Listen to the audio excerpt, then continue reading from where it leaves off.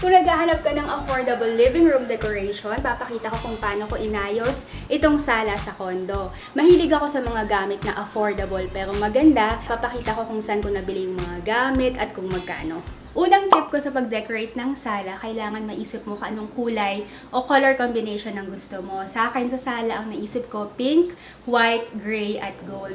Pangalawang tip, kailangan patient ka sa pagde-decorate kasi imposible naman na isahan, mabili mo lahat ng mga kailangan mo sa isang tindahan lang. Pangatlo, kailangan meron kang mga gamit na parang focal point sa sala. Halimbawa, meron kang frame, or yung couch, or yung carpet. Kasi pag maisip mo kung ano yung focal point ng sala, yun ang magiging basehan mo sa mga susunod mong bibilin na gamit.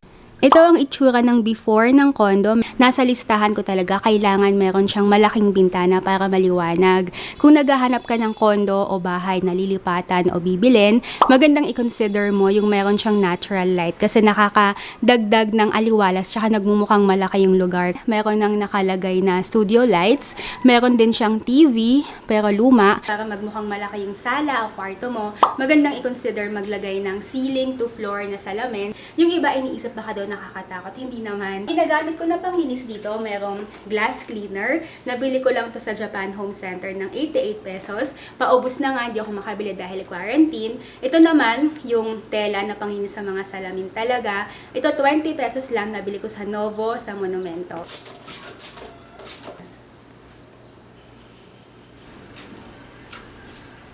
Talampasuhin naman yung lapag. Importante bago maglagay ng gamit, lalo na kapag bagong lipat ka pa lang. Kadalasan ginagamit natin yung bleach na halo sa tubig, pero dahil may aso ko, gumagamit ako ng organic para safe sa kanila. Syempre sa lapag kasi sila madalas tumidikit. Oh. Oh. Hi, Key.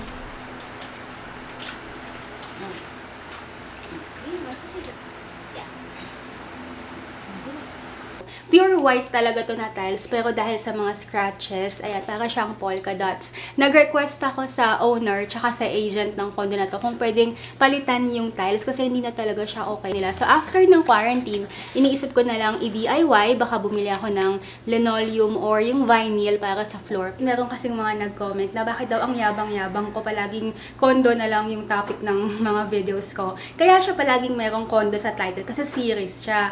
Condo serye, parang ginaya ko sa TV yung Kalye serye, di ba nasa Kalye sila. Hindi naman sa nagyayabang kasi nasa condo talaga ako. So kung nasa apartment ako, pwedeng apartment serye. Kung nasa kubo ako, pwedeng kubo serye. Ang una kong ilalagay itong couch or two-seater na love seat. Nabili ko sa HMR Cubao ng 9,999. Meron siyang partner na para sa paa pero nasira kasi so hindi ko muna ginagamit ngayon. Hindi mo talaga makikita ng isahan lang yung mga gamit na gusto mo, lalo na kung specific. Yun nga lang, hindi pa pala ako naging patient enough kasi nung nabili ko na to sa ibang branch ng HMR Cubao, nakita ko naman mas light yung pag-gray niya, tapos mas mura, 6,000 lang. Sayang, pwede rin siyang gawing higaan. So, nare-recline, so pwede mo siyang ilapag, tapos meron sa paa, patungan. Ang tatak nitong vacuum namin ay Shop Vac Micro, 2,999, nabili sa Ace Hardware. Pero meron akong pangarap, yung wireless na siya na vacuum.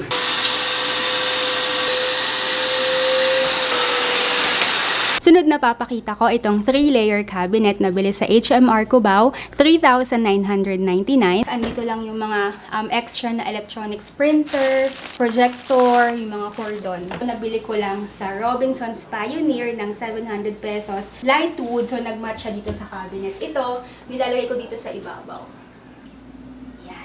Cortina, maganda na bukod sa plain na curtain, meron kang lalagay na sheer. Nabili ko lang sa Lazada. Ito din yung ginamit ko dun sa kwarto. So, dalawang set yung binili ko.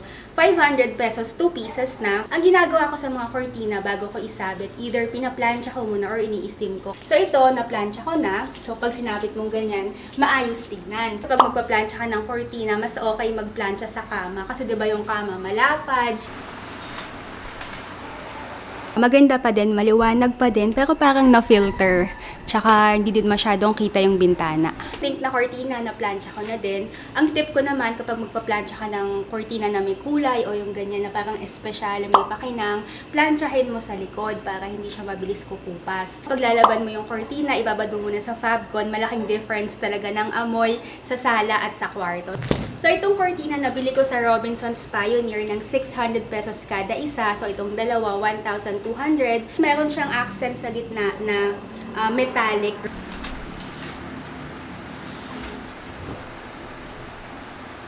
Ito na ang itsura ng cortina pagkatapos planchahin. Iba talaga ang dating ng maayos yung cortina. Para matakpan yung pangit na tiles dito sa condo, naghanap ako ng carpet na saktong-sakto para sa size ng sala. Pumunta ako sa SM Mega Mall, nakita ko to sa Our Home dun sa baba, nang naka-sale. Medyo mahal pa rin siya. Ang original price niya ay 18,595. Yung brand niya, Indulgence Collection. Naka-sale siya, nakuha ko na lang ng 10,000 pesos. Yung size nito, 140 by 190. Itsura mo yung mga gamit, yung sala mo para pwede mong ipakita sa salesman para makapag-advise din sa'yo. Sukatin mo na yung sala mo, yung couch mo, tapos ilagay mo sa phone mo. Tulad yung mga sale na ganito, hindi mo naman alam na makakakita ka ng sale. So, paano pag wala kang picture o wala kang measurement? So, mas maganda na ready. Excuse me, dito ka. Come here. Come here. So, ito ang itsura ng carpet. Yung meron kang aso, baka sirain or ihian. Hindi naman. Actually, dapat trained mo yung mga aso mo. Sophie! Oh!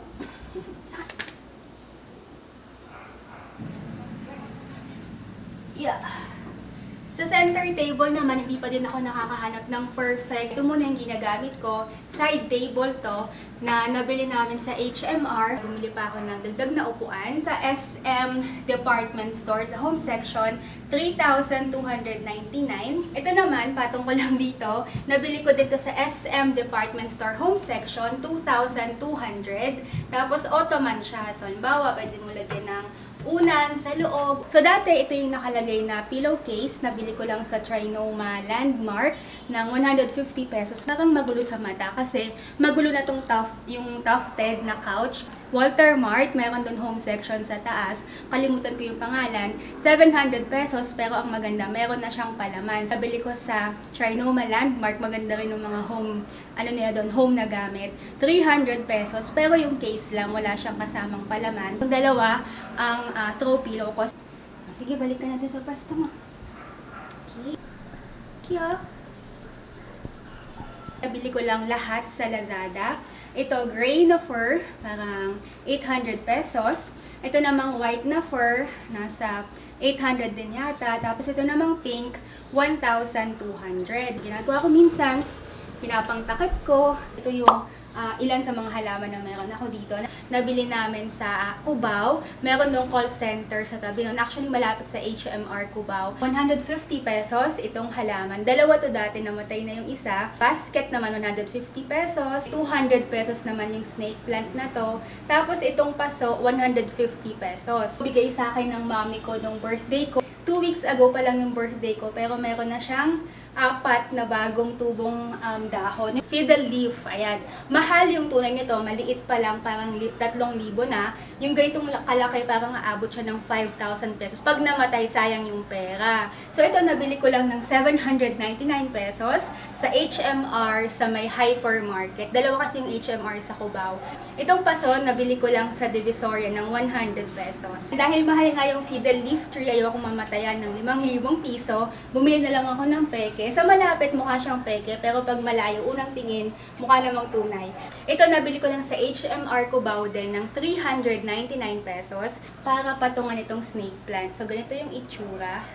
Ako sa corner nilalagay, malapit sa salamin para mag-reflect, magmukhang malago. Ito namang snake plant, gusto ko siya nakakita agad.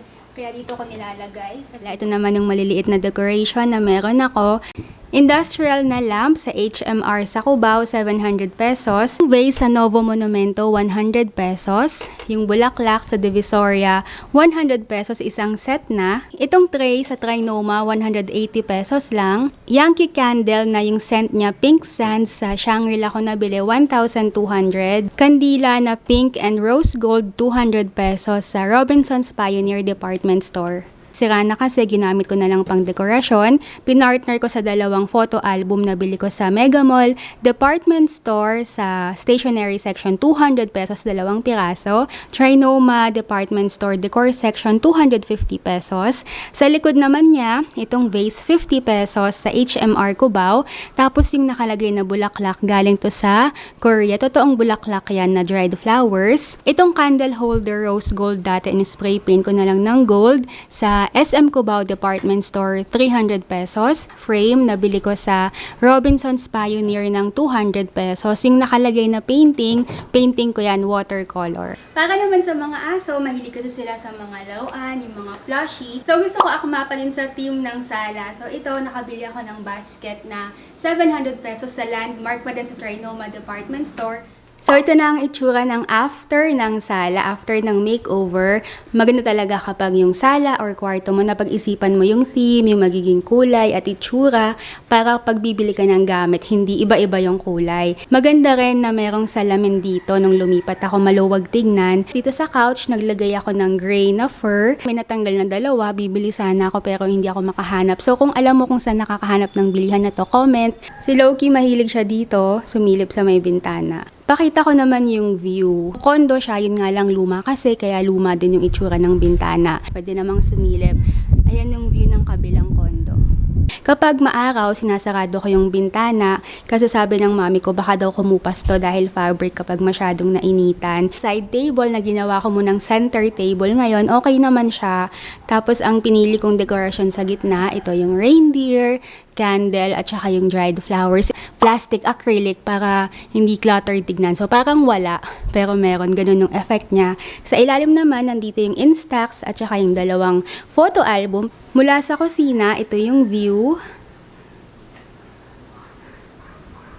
Itong carpet, iniingatan ko. So, kapag nakatsinelas ako sa bahay, pag tumatapak ako sa carpet, tinatanggal ko. Tapos, yung mga aso, hindi ko din hinahayaang kumain sa carpet. Kasi kapag may aso ka, alam mo na yung mga aso, mahilig kumain sa carpet. So, ganyan ang ginagawa ng mga aso kapag gusto nilang laruin yung mga toys.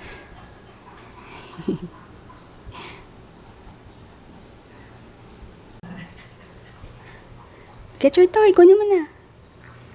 Ito yung favorite toy ni Loki, yung basong plastic na sinira-sira. Ang gumugulong-gulong. Peram ako.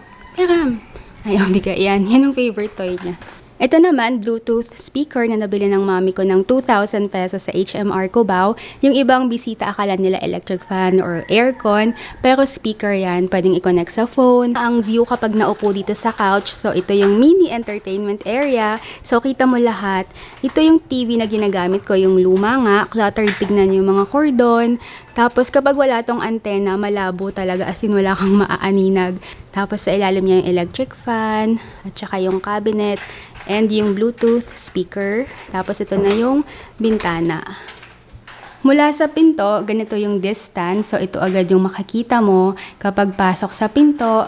Ito naman yung hagdan papunta sa kwarto. So that's my living room makeover. I hope you enjoyed this video at may nakuhang tip sa pag-ayos at pag-decorate ng bahay. At kung meron ka namang suggestion na sa tingin mo mas okay na gawin ko sa setup ng sala, comment mo lang para subukan ko next time pag nag-ayos ako ulit. Kung nagustuhan mo tong vlog, please subscribe to my channel, Real Asian Beauty, and follow me on Instagram and Facebook. Search mo lang at Real Asian Beauty. So see you next time. Bye!